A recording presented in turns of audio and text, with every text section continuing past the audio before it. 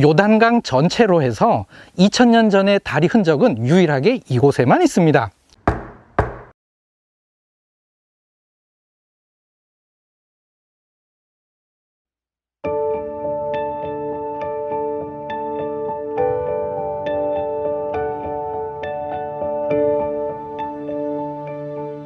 예수께서 거기서 떠나 유대 지경과 요단강 건너편으로 가시니 무리가 다시 모여들거늘 예수께서 다시 전례대로 가르치시더니 바리새인들이 예수께 나와 그를 시험하여 묻되 사람이 아내를 버리는 것이 옳으니이까? 대답하여 이르시되 모세가 어떻게 너희에게 명하였느냐? 이르되 모세는 이혼 증서를 써주어 버리기를 허락하였나이다. 예수께서 그들에게 이르시되 너희 마음이 완악함으로 말미암아 이 명령을 기록하였거니와 창조 때로부터 사람을 남자와 여자로 지으셨으니 이러므로 사람이 그 부모를 떠나서 그 둘이 한 몸이 될지니라. 이러한즉 이제 둘이 아니요 한 몸이니 그러므로 하나님이 짝지어 주신 것을 사람이 나누지 못할지니라 하시더라.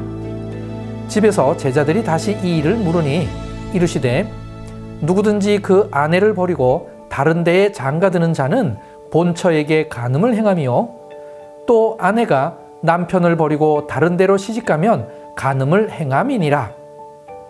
사람들이 예수께서 만져주심을 바라고 어린 아이들을 데리고 오매 제자들이 꾸짖거늘 예수께서 보시고 노하시어 이르시되 어린 아이들이 내게 오는 것을 용납하고 금하지 말라. 하나님의 나라가 이런 자의 것이니라.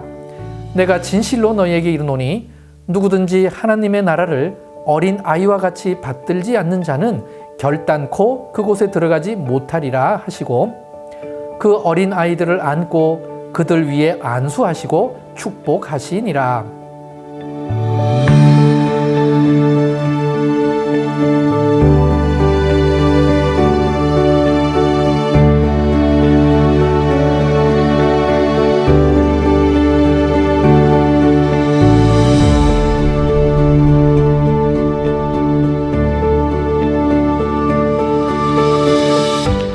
마가복음 10장 1절에 의하면 예수님께서 거기서 떠나 유대 지경과 요단 건너편으로 가시니 라고 되어 있습니다. 이 구절에서 말하는 예수님께서 떠난 거기는 어디일까요? 가버나움입니다. 그렇다면 예수님께서는 가버나움을 떠나셔서 먼저 유대 지경을 가신 것이 됩니다. 대부분 이 구절을 읽으면 유대 지경을 유다 지역으로 생각하기 쉽습니다. 하지만 헬라어 원문에는 유대 지역이 아니라 유대 경계라는 뜻으로 기록되어 있습니다. 실제 한국말의 지경에는 지역이라는 뜻도 있지만 경계, 즉 국경이라는 의미도 있습니다. 그러므로 이 본문에서 사용된 유대 지경은 유대 경계를 의미합니다. 그렇다면 예수님께서는 가버나움을 떠나셔서 먼저 유대 경계 쪽으로 가신 후에 요단 건너편으로 가셨다는 의미가 됩니다. 이 구절을 통해 예수님께서 가버나움에서 출발하셔서 갈릴리 서쪽 편으로 이동하셨음을 충분히 짐작할 수 있습니다. 하지만 여전히 이런 궁금증이 있습니다. 만약 갈릴리 동쪽 편으로 이동해서 야르무강을 건너면 요단 건너편 땅인 베레아 지역으로 더 빨리, 더 쉽게 갈 수 있는데 왜 이 길을 이용하지 않으셨을까요? 이 궁금증은 야르묵강을 직접 보면 이해가 됩니다. 야르묵강과 요단강이 만나는 지점이 나하라임인데 이곳을 이스라엘에서 직접 가볼 수 있습니다. 비록 국경 안에 있지만 방문할 수 있는 곳입니다. 직접 찾아가 보겠습니다. 저는 지금 나하라임이라는 곳에 있습니다. 나하라임은 히브리어로 두 개의 강이라는 뜻입니다. 요단강과 야르묵강이 만나는 특별한 지점입니다. 지금 저는 이스라엘 땅에 있고요.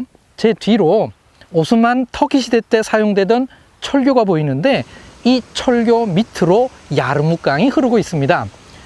이 철교 뒤쪽으로 하늘색 초소가 보이는데 저것은 요르단군 초소입니다. 그리고 제 오른쪽 뒤쪽으로는 마치 요르단 입국을 환영하는 듯한 요르단에서 만들어 놓은 아치가 있습니다. 그런데 저 하늘색 초소 뒤쪽으로 보이는 산지는 다시 이스라엘 땅입니다. 그래서 이 지점이 아주 특별한 장소입니다. 야르묵강은 주변으로 깊은 협곡을 이루고 있기에 이곳을 넘어가기가 쉽지 않은 험한 지형입니다. 그래서 예수님께서는 이쪽으로 건너시지 않으셨을 것입니다. 마가복음 10장 1절의 묘사처럼 갈릴리 서쪽 해변을 따라 유다의 경계 쪽으로 이동한 후 요단강을 건너셨을 것입니다. 그렇다면 실제로 건널 만한 곳 혹은 건넜을 것으로 추정되는 곳이 있을까요? 네, 있습니다. 그것도 갈릴리에서 멀지 않은 곳에 예수님께서 건너셨을 가능성이 있는 곳이 있습니다. 그곳은 게쉐르라는 곳입니다. 이곳 역시 국경 안에 있지만 그곳을 직접 찾아가 보도록 하겠습니다. 게쉐르는 히브리어로 다리라는 뜻입니다. 1939년에 이곳에 키부츠를 세웠습니다. 오래전서부터 다리가 있었기 때문에 이곳에 세운 키부츠 이름을 게쉐르라고 붙인 것입니다.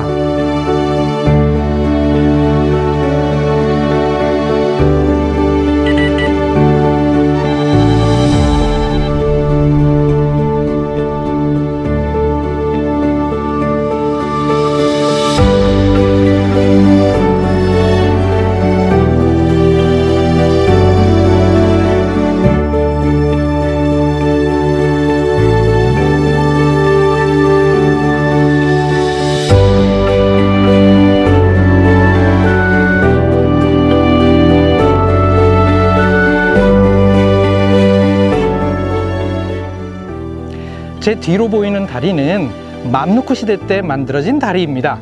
그런데 이 맘루크 시대 다리 밑으로 2000년 전, 즉 로마 시대 혹은 예수님 시대 때라고 할 수 있는 고대의 다리 흔적이 있습니다.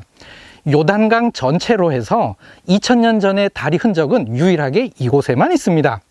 그렇다면 로마의 공학자들이 왜 이곳에다가 다리를 만들었을까요?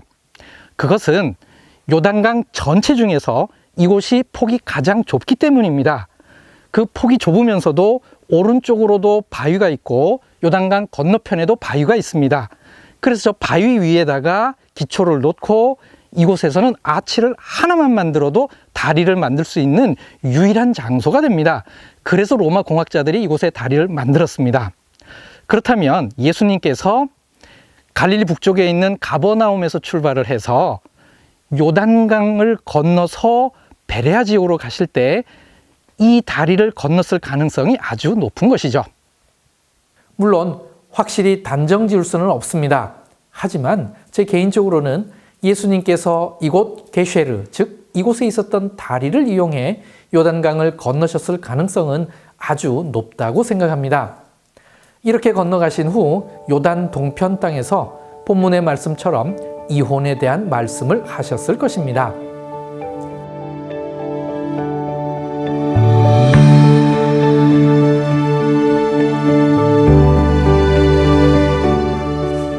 예수께서 길에 나가실새 한 사람이 달려와서 꿇어 앉아 묻자오되 선한 선생님이여 내가 무엇을 하여야 영생을 얻으리이까? 예수께서 이르시되 내가 어찌하여 나를 선하다 일컫느냐? 하나님 한 분 외에는 선한 이가 없느니라. 내가 계명을 안 하니 살인하지 말라, 간음하지 말라, 도둑질하지 말라, 거짓 증언하지 말라, 속여 빼앗지 말라, 내 부모를 공경하라 하였느니라. 그가 여짜오되 선생님이여 이것은 내가 어려서부터 다 지켰나이다. 예수께서 그를 보시고 사랑하사 이르시되 내게 아직도 한 가지 부족한 것이 있으니 가서 내게 있는 것을 다 팔아 가난한 자들에게 주라. 그리하면 하늘에서 보화가 내게 있으리라. 그리고 와서 나를 따르라 하시니 그 사람은 재물이 많은 고로 이 말씀으로 인하여 슬픈 기색을 띠고 근심하며 가니라. 예수께서 둘러보시고 제자들에게 이르시되 재물이 있는 자는 하나님의 나라에 들어가기가 심히 어렵도다 하시니 제자들이 그 말씀에 놀라는지라.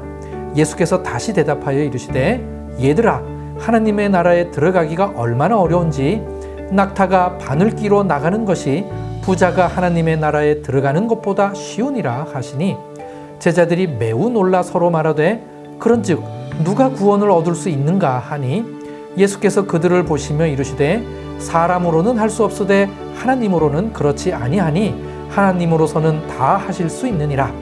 베드로가 여짜와 이르되 보소서 우리가 모든 것을 버리고 주를 따랐나이다. 예수께서 이르시되 내가 진실로 너희에게 이르노니 나와 복음을 위하여 집이나 형제나 자매나 어머니나 아버지나 자식이나 전토를 벌인 자는 현세에 있어 집과 형제와 자매와 어머니와 자식과 전토를 100배나 받되 박해를 겸하여 받고 내세에 영생을 받지 못할 자가 없느니라. 그러나 먼저 된 자로서 나중되고 나중된 자로서 먼저 될 자가 많으니라.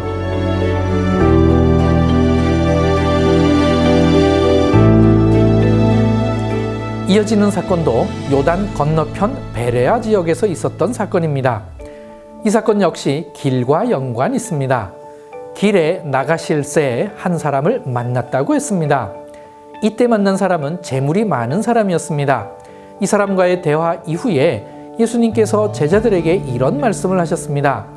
낙타가 바늘귀로 나가는 것이 부자가 하나님의 나라에 들어가는 것보다 쉬우니라.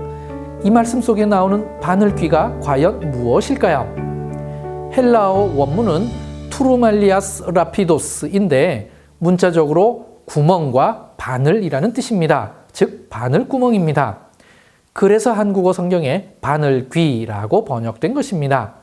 그런데 바늘귀와 낙타는 아무리 비유라고 해도 서로 어울리지 않습니다. 그래서 이해하기가 까다로운데 이에 참고할 만한 해석 두 가지를 소개하겠습니다.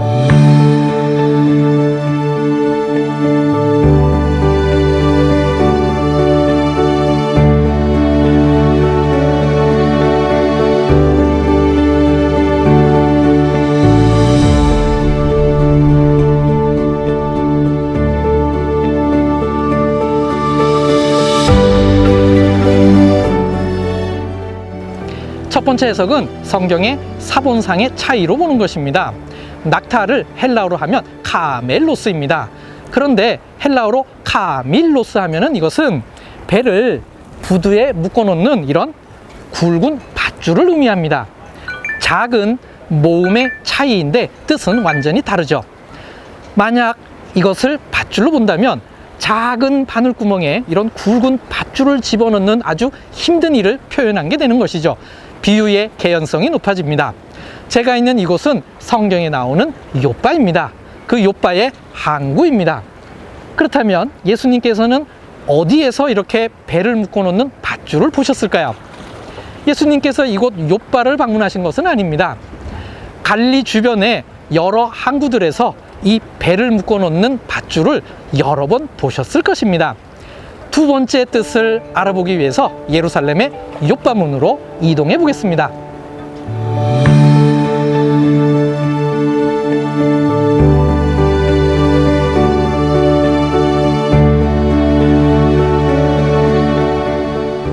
두 번째 해석은 예루살렘 성문 중에 바늘귀라고 불리우는 쪽문이 있었다라고 하는 해석입니다. 만약에 바늘귀가 쪽문이라면 실제로 낙타가 통과할 수 있게 됩니다. 저는 지금 예루살렘 성의 욥바문 앞에 있습니다. 이 욥바문에 성문과 함께 쪽문이 남아 있습니다.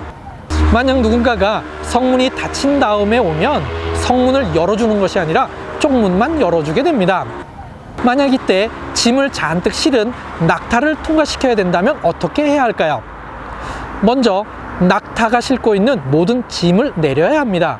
그 다음에 낙타를 통과시키고 또 이 짐을 쪽문을 통하여 다 옮긴 다음에 다시 이 짐을 낙타에게 실어야 합니다.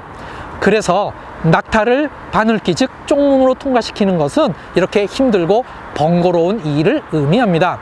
그래서 예수님께서는 부자가 천국 들어가는 것이 낙타가 바늘귀를 지나가는 것보다 어렵다라고 말씀하신 것입니다. 이 해석의 단점은 예수님 당시 때 바늘귀라고 하는 쪽문이 있었다라고 하는 고고학적, 문헌학적 증거가 없다는 것입니다. 십자군 시대 때 예루살렘에 바늘귀라고 하는 쪽문이 있었다고 합니다. 그런데 이것은 예수님보다 많이 후대이므로 오히려 이러한 해석이 반영된 결과물로 보입니다. 낙타는 주인에 의해 짐을 쉽게 내려놓지만 부자는 자신의 욕심과 집착과 욕망을 쉽게 내려놓지 못하기 때문에 통과하기가 더 어려운 것입니다. 바늘귀와 낙타를 쪽문과 밧줄로 보는 것은 이 비유를 이해하는 데 도움이 되는 해석이라 할 수 있습니다. 대부분의 성경학자들은 성경에 기록되어 있는 문자 그대로 낙타와 바늘귀로 보고 있습니다.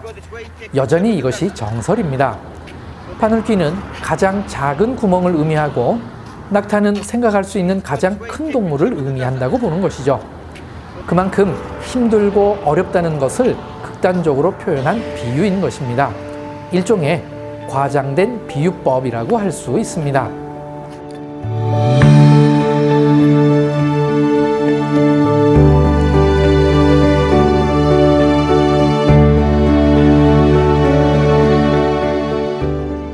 찾아가는 성경 10장 2부에서 뵙겠습니다.